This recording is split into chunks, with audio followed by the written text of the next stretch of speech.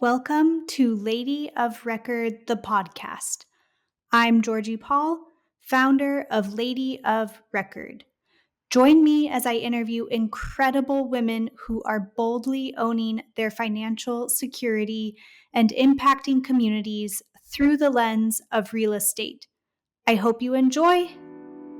Today's guest is Anjali Agarwal.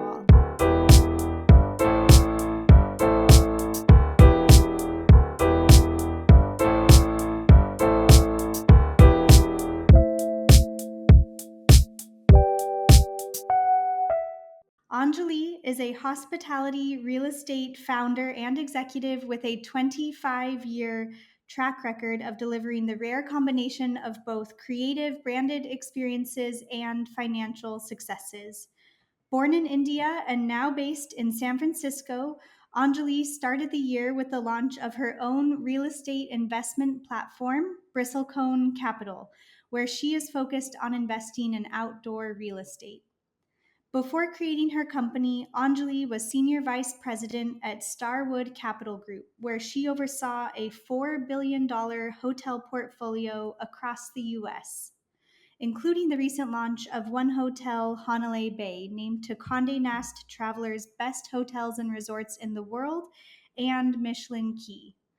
Before joining Starwood, Anjali was one of the first employees and chief operating officer of the innovative outdoor lodging company AutoCamp, where she oversaw a 175-person team and led the opening of numerous iconic locations, including Cape Cod, Joshua Tree, Catskills, Zion, and Yosemite, which earned a spot on Time Magazine's 100 Greatest Places on Earth. She also held roles with the Chartres Lodging Group, Orbitz, and Marriott. Throughout her career, Anjali has participated in $4 billion of transaction activity, the planning and execution of $1 billion in renovations, and over $6 billion in asset and investment management. She also earned a Master of Management in Hospitality from Cornell University and BA from the Institute of Hotel Management in India. Anjali is highly recognized for her track record in deal making and driving value across every stage of the investment cycle. She is a thoughtful, tenacious leader, and I'm honored to speak with her today. Anjali, welcome. Are you ready? I'm ready. Thank you so much, Georgie, for having me. It is such a privilege to be here, an absolute honor to be your very first guest on the podcast. Anjali, I like to start with the question, what about real estate creates a spark within you? I think it's that ability to find value where others aren't seeing it and then being able to unlock that value in a material way. I find that really gratifying. There's two other things. I think that tangibility that comes from a before and after. So if you look at that image of the one Hotel Hanalei Bay, our founder and visionary Barry Sternlicht had this idea of opening up the entire lobby to the mountains and ocean of Hawaii instead of the very kind of kitschy and closed space that it was. And so seeing that transformation from this is what it used to be to what it is now. And you can, with real estate, you can see, feel, touch it in such a tangible way that it's really exciting. And I think the third is just the living, breathing nature of real estate cycles. So you really have to be in tune with where we are in the cycle, and it's really important to understand that to make the right investment decisions. As I like to say, the clock is always ticking, so speed of execution is key to delivering success. I love that you brought up kind of being able to do different executions at different points in various cycles. And that really kind of leads me to my next question, because it seems as though you've embraced some pretty significant transitions throughout these cycles over the course of decades as you've grown your career. And you've really spanned such a wide range of experiences, moving to the US from India, setting your sights on Cornell, and working for all sorts of different types of companies from startups to global institutions. And of course, most recently, which I'm so excited to dive into, the launch of your own company. How did you maintain your desire to not only break into this industry, which is very, very tough, but to also stay throughout these challenges and grow? So some of that came from adverse circumstances early on in my career. So when I graduated from a hospitality degree in India, I felt very lucky and fortunate to have landed a job in Chicago. And America was always the land of opportunity and where I wanted to be. And within 3 months of doing that, 9/11 happened. And here I was in a 1,100 room airport hotel near O'Hare when not a single person wanted to get on a plane. So I was an international employee on a visa, and so therefore one of the very first to get laid off when I was 21. And I had to leave all of my belongings, my car, my apartment, and had to leave within 2 weeks. And when I got back to India, I didn't let that experience deter me. I think I approached it with a renewed determination. And I asked myself, well, what can I do to make myself more valuable? What can I do to make myself less dispensable? And I said, well, I want to go to the best hospitality school in the world. And that's when I set my sights on Cornell. And then I did everything that I could to get accepted. And when I graduated from Cornell, that's what really opened up a whole new world for me. It helped me from a network and confidence and knowledge standpoint to catapult my career. So I think what I learned, that setback early on in my career was a very valuable experience and learning lesson for me because it taught me how to face adversity head on and be better from it. And so I very much believe that sometimes it takes taking one step back to take two steps forward. I love that philosophy. And I think to your point, when you experience that so early on in your career, you're ready to approach the next step with a more diverse perspective. How did those challenges kind of ebb and flow over the course of your career? I think that one, has really taught me how resilience. I think then I went on. I was very lucky at Chartres Lodging to learn from some of the best mentors in the industry, and I was able to rise. And I'll speak a little bit to that later about how I was, taking a seat at the table well before perhaps I should have. But that's what let me sort of stretch myself to the deep end, and it ended up working out. So I think taking risks became very much part of my DNA. When we were at AutoCamp, uh, we were a very young, fast growing startup. And within a year of me joining, we were faced with this global pandemic. And initially, it was pretty scary because it was, do we have the cash flow to weather through this storm? How long is the storm? How can we pivot our business to get through it on the other side? And I think ultimately we were able to do that and actually get better for it. So it was not only great product market fit during the pandemic, but we became a better product, a better company, a better customer experience from the pandemic. So I think becoming more risk taking and learning to be resilient has been a driving force. Knowing that you are someone who has been able to take those risks head on, like you're saying, because you've worked through challenges at various points in your career, real estate does take serious grit, and the implications to those decisions from a financial standpoint are so immense. How do you, when you are looking at taking that risk and balancing it with potential reward, how do you know which opportunities to pursue versus which opportunities to hold back on? That's a really good question. And I think that's really evolved for me over time. So when I was starting off, I relied largely on a financial model and I'd put in all these inputs, and then the model would tell me, does the deal meet the return criteria or does it not? And of course, there was, a basic toolbox where hospitality as an asset class is riskier because unlike in office or retail or residential where rents are locked in for years at a time, we look at hospitality as daily rents, right? So you have the ability to change your rates on a daily basis. And that makes it a much more volatile asset class. And therefore, it does have to inherently underwrite to a higher return. I think obviously the other elements in the toolbox are if there's entitlement risk or development risk or some kind of natural disaster risk, as we experienced very frequently at AutoCamp, those kind of deals need to underwrite to a higher return. Um, as I've evolved and grown in my career, though, and gained that experience, I've really come to rely and lean in more into my gut. And so if I have strong conviction in a deal, whether that's because I see value where others aren't finding it, or I've had this experience and playbook before, whether it's the market, it's the execution, it's the capital structure, or it's some combination of those key elements. If I have conviction in a deal today, I'm much more likely to lean into that and find a way to get creative and make a deal work.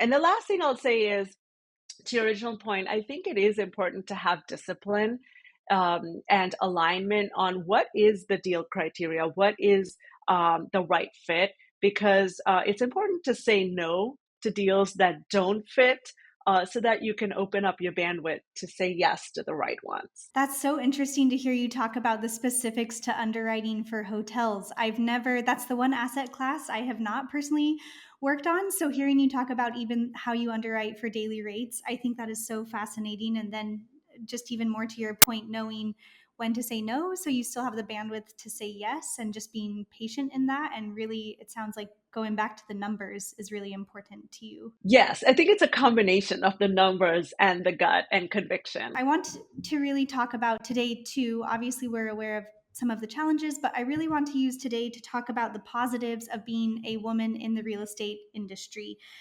especially at the founder and executive level, because I think that brings its own set of unique opportunities and characteristics. Are there specific qualities that you see women bringing to real estate, and how do you own your authenticity in that way? I think those conversations about women are definitely happening today, and I find that so refreshing. Yeah, I remember when I started my career several decades ago, I had just become accustomed to being one of the only women in a room surrounded by a sea of black suits, leave alone being the only woman of color with an immigrant accent. So I think it's come a long way from there.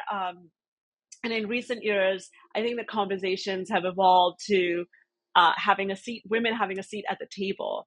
And I'll tell you, I wasn't shy about doing that. I remember very early in my career when I was a first year analyst, and we were working, I was at Chartres Lodging working on a $750 million deal that we were pitching to Goldman Sachs. And I did a lot of we were a very small company. So I did a lot of the underwriting. I did a lot of the tours. I did a lot of the due diligence. So I knew the deal well.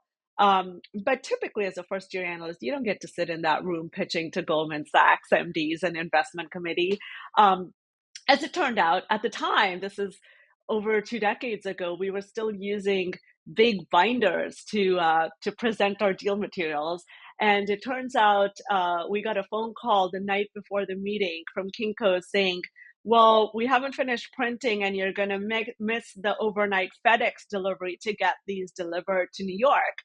So our CEO goes, well, someone's going to have to jump on a plane and deliver these manually to New York. And I raised my hand and took a red-eye flight, made it right in time for the meeting, just had enough time to shower, got a seat at the table. And there were a lot of questions that these MDs were asking that I just happened to know the answers to because I was really close to the deal and was able to give them the answers they needed. We ended up getting the deal. I ended up getting a promotion. And it really worked out because of this twist of fate that made me jump on a plane to New York on a red eye. So I would say that, and I think that conversation's evolved even more today where women are now talking about, well, we're building our own table. And I just love that. That really resonates with me because women bring such a unique skill set to real estate. And I'd love to see more women in senior roles in real estate. That is such a great story, Anjali, and I love, I mean, the amount of bravery. How did you get the bravery to raise your hand in that instance? Where do you feel like that comes from within you? I think it comes from, and I'll speak to this a little bit later, but I think it comes from the encouragement and support I got from my mother early on in my childhood, where I was just, always, I was able to break the glass ceiling in my family, and she always supported the crazy career and dreams I had. And even to this day, with launching this company, she's really been a big cheerleader for me. One thing that also really stands out to me is I can only imagine that you've seen the role of women in the industry change a lot over the last 25 years. I don't know if you've seen different environments where you've been able to be mentored by other women or have the opportunity to mentor up and coming women in the industry, whether it was in more of your startup environment or more in an institutional environment. But I'd be so curious if that's been a part of your career as well. Definitely. Yeah. I would say at Chartres Lodging, one of the co founders was a woman, and she was also a woman of color, Maki Berra. And I think having her as one of the leaders of the company early on really helped me envision a future where I could do that. And she was, I learned, and she's a very smart woman, very self confident. And I learned, I was fortunate to have a mentor like her whom I could learn from, as well as other women leaders that I learned from during my time at Charters. And then it was really gratifying to me when I went over to AutoCamp and was told by some of the early stars and early risers in the company about how they I was doing that for them, because it's so important to give back. And just to hear that was very, very fulfilling. I'm also doing it in a more formal way. I'm participating in a group, a nonprofit called the Castell Project, and their goal is to help women leaders rise to senior executive roles within hospitality. So I'm a frequent speaker in these hospitality education programs for women that help them just understand what are the options out there for women, what are the different paths they can take, how can they um, leverage their experiences and sort of connect the dots, because a lot of times there'll be career switchers who'll say, well, how do I want to do this, but I don't really have an experience. And how do you translate the skills and knowledge you've gained to sort of catapult yourself into the hospitality industry and then rise there? So I think that mentorship has been really, really important, and something I want to continue to do as I evolve. And in bringing, like you're saying, that visibility to the possibilities within the industry, and I love that you brought up people who might want to just completely pivot careers. When I started in real estate, I had no financial experience, but going back to some of your earlier points, I just knew that I loved the tangible nature of it. Kind of like you've been talking about the architecture, the buildings, the fabric of being part of a city, and I just knew I loved that, and I knew that I'd, learn the rest. But when you have someone who says, it kind of just takes that one person to say, go for it, give it a try. We'll be here to help you, and support you through that transition. Because I think sometimes those also make the best professionals in real estate, when you almost have a blended background and can come in and bring all of that to the table. I couldn't agree more. Sometimes, the disruptors are the ones that come from not knowing anything about the industry, so they don't know what they're disrupting or breaking. And that's and I attribute AutoCamp's co-founder, Neil DiPaola, who came not from a hospitality background and was really able to do something very special with AutoCamp early on. What I think is striking about your experience also is your ability to work across every stage of the investment life cycle. And to me, this is a tremendous feat of both left and right brain characteristics. Can you walk us through one of your favorite deals, kind of A to Z, and break down both kind of the numbers and metrics, but also how you brought a creative, branded experience to life at the same time? I would have to say that one of my favorite deals is the Novotel New York. It was one of the first deals that I took from through every stage of the deal cycle, or from cradle to grave. I was at Chartres Lodging. We purchased a deal for $94 million.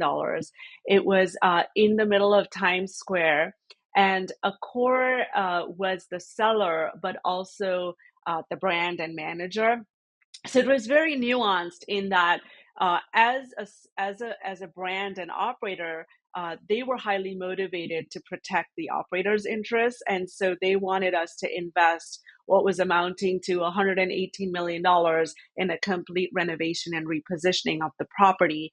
And I was able to really negotiate to make it a more targeted renovation, still very comprehensive, but I wanted the dollars to be spent on the highest guest touch points.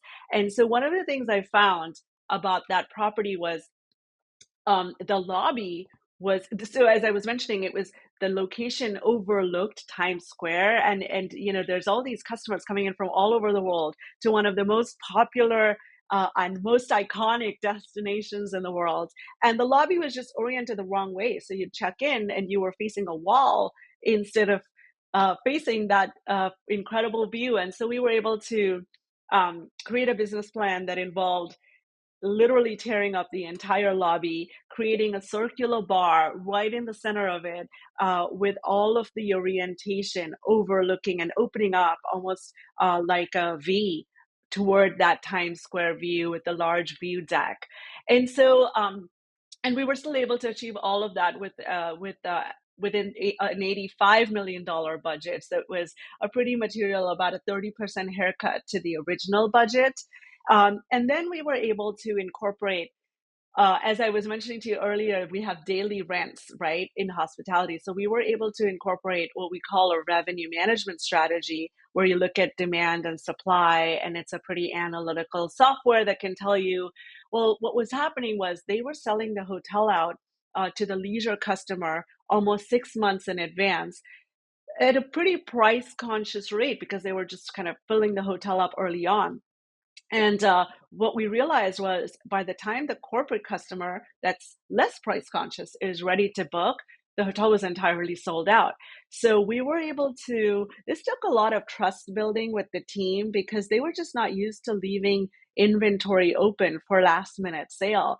And so it said, it was a matter of, we know this demand is coming. We know this demand is going to be 40% higher rated than this price conscious leisure traveler. We just have to forecast and wait for it to come in, and sort of giving them the confidence, but also the support, as you were saying, where, it's okay if you fail. We'll do it differently next time, but you got to try it. You got to see how far you can push rate. So it was also retooling the entire pricing strategy to really meet that higher rated demand. So we were able to grow rate through a renovation, and despite not having any of those amenities or renovated product. And then ultimately, we were able to execute all of this within 2.5 years, compared to a 4 or 5 year underwritten hold. So as I was mentioning, that timing and speed of execution really can juice up your returns. And ultimately, we were able to exit the deal, sell the deal and exit at a 42% IRR and over a 2x multiple on invested capital. So really, really successful deal story that ultimately led to my promotion to oversee the entire asset management platform and mentor these rising stars, which was also very gratifying to be able to have my own success translated into, now how do I bring all these other people up with me. So that's why I'd say that was one of my favorite deal experiences. That kind of leads me to my next question that I think you've been able to do time and time again as part of your kind of personal magic touch to these projects. But how do you architect community into your projects when you're thinking about whether it's going in and, like you've discussed, bringing value to an opportunity where maybe people didn't see it before, building something from the ground up? How do you think about community when you're approaching each project? I'll speak about AutoCamp in particular, because community was one of our core pillars and a big part of our ethos. And we incorporate community in multiple ways. So first was in the design. So right from when you're conceptualizing a project, how can we work with local artisans and suppliers to utilize locally crafted materials? The second was in the operation. So how do we work with local farmers and purveyors to source our ingredients for our F&B program?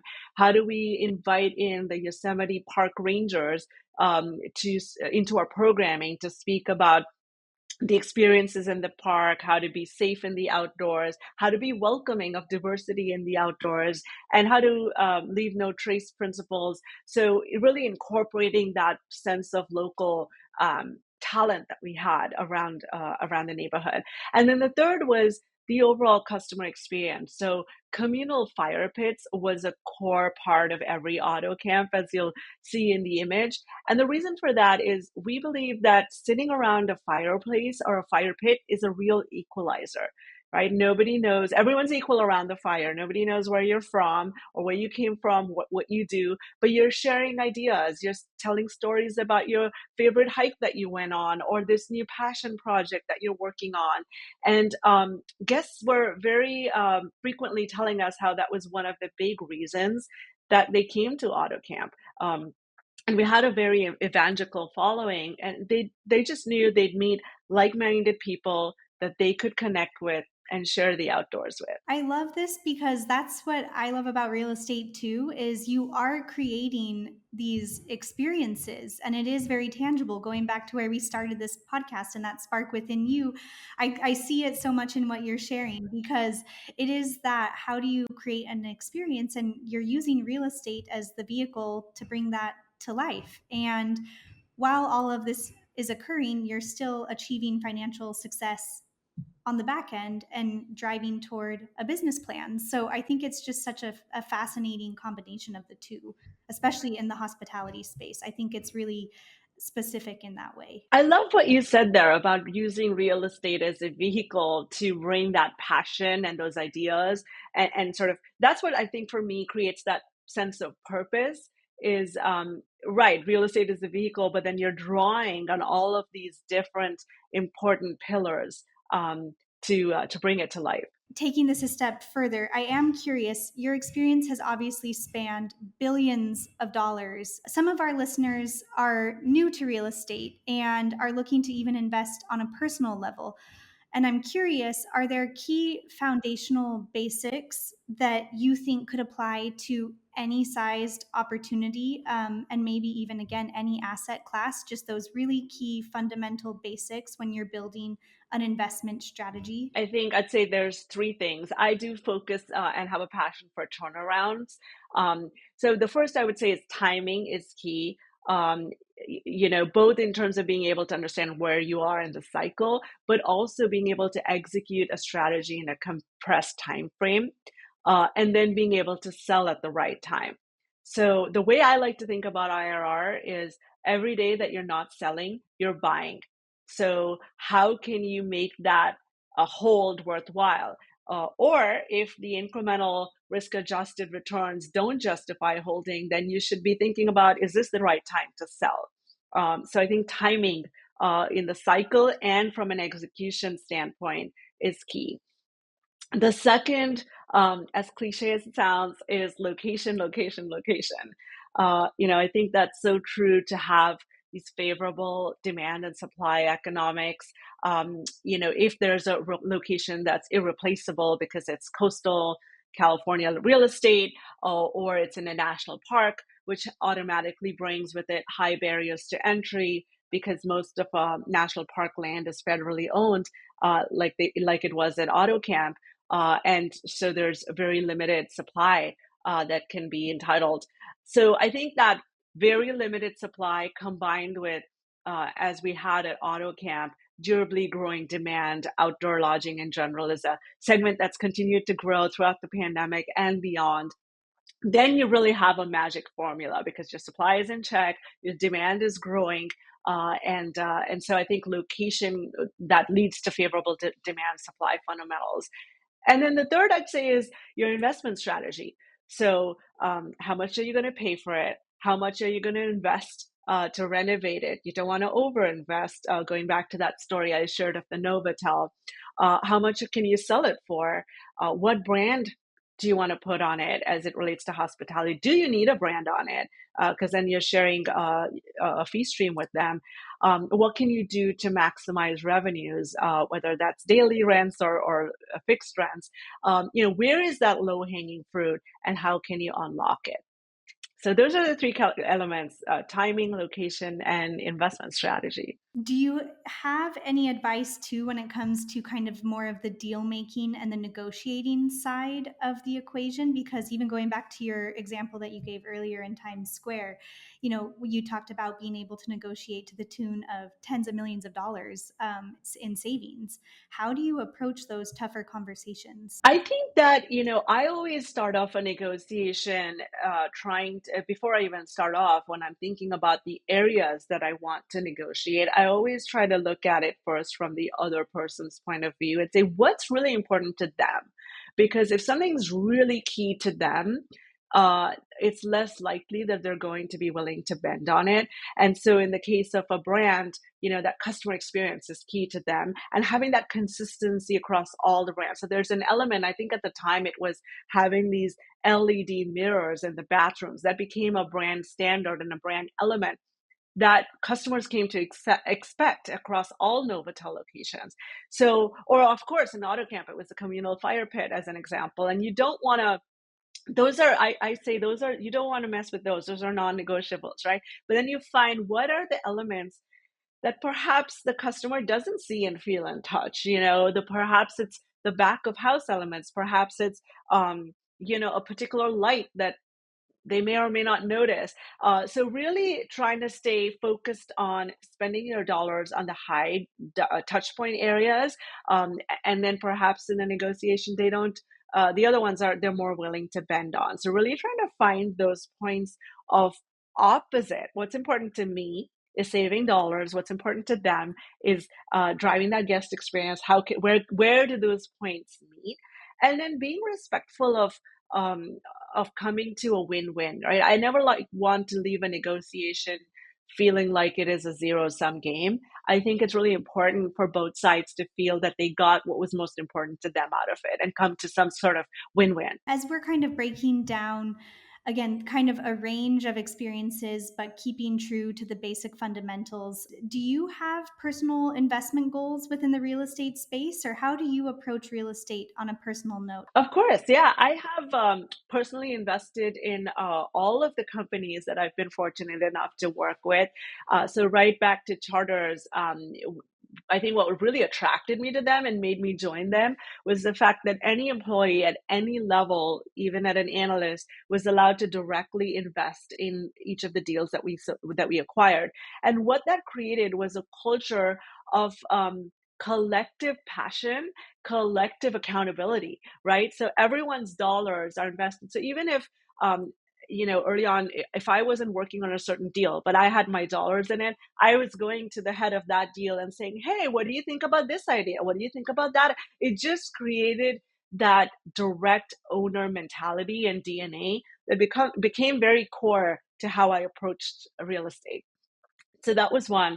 I am invested in the AutoCamp, all of the AutoCamp properties that were acquired, as well as an outdoor lodging fund that we raised while I was there. And then at Starwood, I was invested in the Starwood Opportunity Fund. I've also, on a personal level, done some of my own investing. So I've always dreamed of having a little Airbnb that I just invested in last year in Guerneville. Guerneville was the location of our very first auto camp in a market I absolutely love and learned very well because of my experience at AutoCamp. And so that's been doing incredibly well. And now here I am launching Bristlecone and hoping to have multiple more hotel investment deals. I think it's so interesting that you bring up owner mentality and you were able to start that, fostering that kind of thought process so early on. As you've grown your career, and especially as you've gone from an executive level role at a major global institution to starting your own company, did the way that you personally own your financial health evolve as you made that transition fairly recently? Yes, absolutely. And it wasn't an easy decision.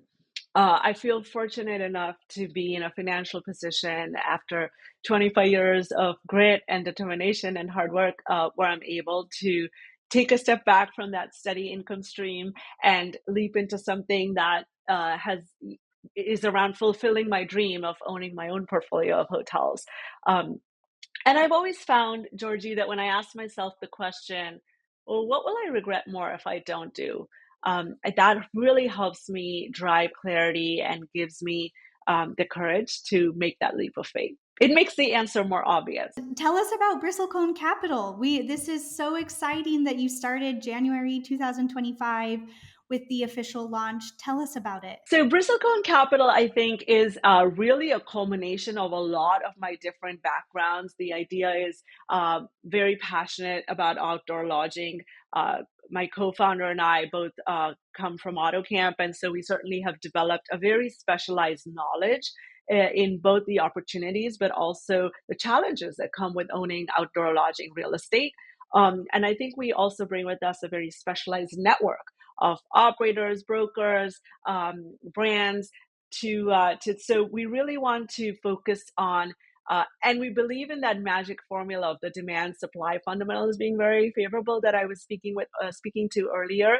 So I think the combination of outdoor lodging, but then marrying that with my institutional private equity background, marrying that with all of the real estate principles that I shared about timing, execution, business plan, is really, I think, a culmination of all of my skill sets, giving me the tools and background to launch this. So we're really focused on outdoor markets. Think about something like a Yosemite, a Moab, a Colorado, Arizona, anything that has a lure to a natural destination or an iconic destination where we believe that we can either, and I'd say there's three buckets. One is value adds. It could be an existing operation, but we're adding an outdoor component or a glamping component. Two could be it's distressed either because of the capital structure or because it's mismanaged. And so we're fixing the operation. And then third could be a very targeted ground up development where we're really pioneering an opportunity within outdoor lodging. So we're creating something ground up that doesn't really exist today or fills a white space that hasn't been filled. And tell us about the branding side of where Bristlecone Capital is headed. As far as I know, for example, when you were at Starwood, you worked on the one hotel portfolio and brand. Will Bristlecone Capital be the branding across all of these, or will you develop unique brands for each? I'm glad you brought that up because I think that's what makes us very unique in this space is when we created and launched this platform, we really wanted to be brand agnostic. So we wanted to make a business plan. What's the best investment strategy for this particular site and this particular deal? So the goal is to not be married to a single brand, but to identify a site and then brainstorm on, well, what do you think will work the best here and why? It may have a brand, it may not need a brand, but we really wanted to be not tied into a specific strategy and leave it flexible to execute on what we think is the best strategy and highest and best use for that particular real estate. We can't wait to see Bristlecone Capital get your first projects off the ground, bring them into this world, the communities that they're going to bring together, the experiences that they're going to create. Thank you. We're very excited to get this going. Anjali, it's clear that your career has taken many transitions and turns over the course of decades. Can you share some of the people that have helped lift you up along the way? Absolutely. There are so many people that come to mind that have shaped my success and helped me become who I am. First and foremost, of course, is my mother, who I spoke about how she really gave me the courage to pursue my dreams and supported me. The second, of course, is my loving husband, Gaurav Agarwal. I met him very early on in my career when I was still an analyst at Chartres Lodging, and he's seen me through so many long nights, so many multiple travels, flying across the country. Even after we had our two children, really helping raise them while I was out so much pursuing my dreams, and also supported me to really give me that confidence, but also that financial security that you talked about. When we made the decision for me to launch Bristlecone, giving me that confidence that we can do this, will be good. Um, and the last person, of course, other than people I've mentioned like Mark Ibarra, would be Rob Klein. He is the co-founder of Chartres Lodging. I spent 12 years there, and I was able to really be put into roles ahead of my time because of his recognition, belief, and support. We've remained very close friends, and I really consider him a mentor and very close friend that's really helped shape my career. Today's conversation has truly been such a pleasure. I think what you're doing in the hospitality space is unique. And I think it just brings a whole new lens to hear the real estate side behind it. It just makes it so that when you're walking around a city or you go to a hotel next, just thinking about how did this business plan come to life? Where did these numbers come from? What are those high touch value points that somebody really dove in on? I just think it brings a whole new way of seeing these spaces, buildings, locations in a whole new light. So thank you for sharing all of this with us, Anjali. And I'd like to close each conversation with the same question, which is really the core of what we're doing here at Lady of Record, which is what is your vision for the future of women's financial security? I'm going to start by sharing a little bit about how I grew up. I grew up in a conservative society where women were traditionally not always given the freedom to work, much less choose a career in hospitality that required 24/7 shift work. And as I was mentioning earlier, my mother thought very differently about all of this. She was certainly ahead of our time, and she enrolled me in an elementary school that really ingrained in me this value that women need to be independent and women need to stand on their own 2 feet. And so she supported me in pursuing a career in hospitality, which is what I was really passionate about, despite pushback from all sorts of other people and societal pressures. And I was really able to break that glass ceiling in my family. And so I believe that this concept of financial independence should be rooted and fundamental to how girls are raised, because it really shaped my aspirations and ambitions right from the start. And it helped me dream big and gave me the courage to pursue my dreams. So, my vision is to empower girls from all backgrounds to become confident leaders and own their success, and in turn, their financial independence. Anjali, thank you so much. This conversation has been a true pleasure. Thank you. Georgie, I'm so, so honored to have been a part of it and really, really humbled to be here. And thank you for having me.